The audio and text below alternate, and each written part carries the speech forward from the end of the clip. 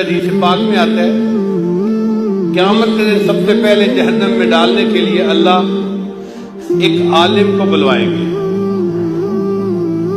میرے بندے تو کیا لایا؟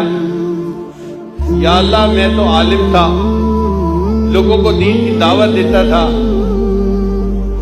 میں نے تو مدارس بنوائے، مسجدیں بنوائیں، ہزاروں شاگرد پیچھے چھوڑ کے آیا.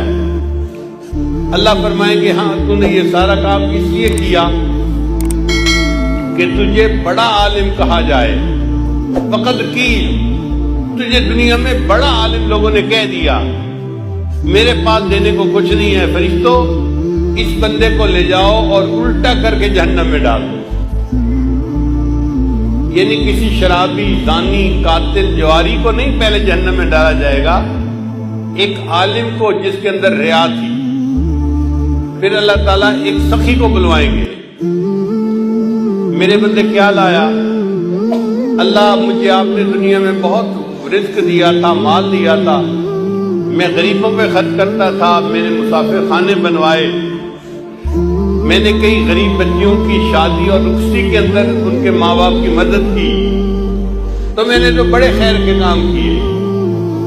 اللہ فرمائیں گے ہاں تو نے یہ سب کام اس لیے کیے کہ تجھے بڑا سخی کہا جائے.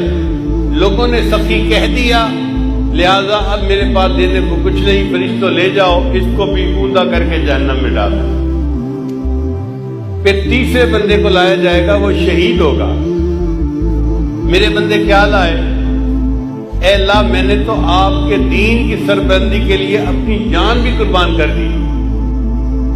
اللہ فرمائیں گے ہاں جان تو دی، مگر اندر تیری نیت یہ تھی کہ لوگ تجھے بڑا بہادر کہیں، بڑا مجاہد کہیں، تو لوگوں نے کہہ دیا، لہذا میرے پاس دینے کے لیے کچھ نہیں. فرشتوں لے جاؤ اس کو بھی الٹا کر کے جہنم میں ڈال.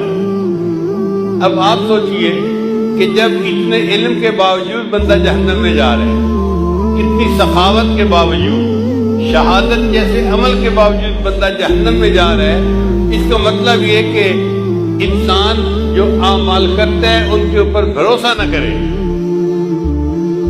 اللہ کو کون سا عمل پسند آئے یہ اللہ کو معلوم ہے.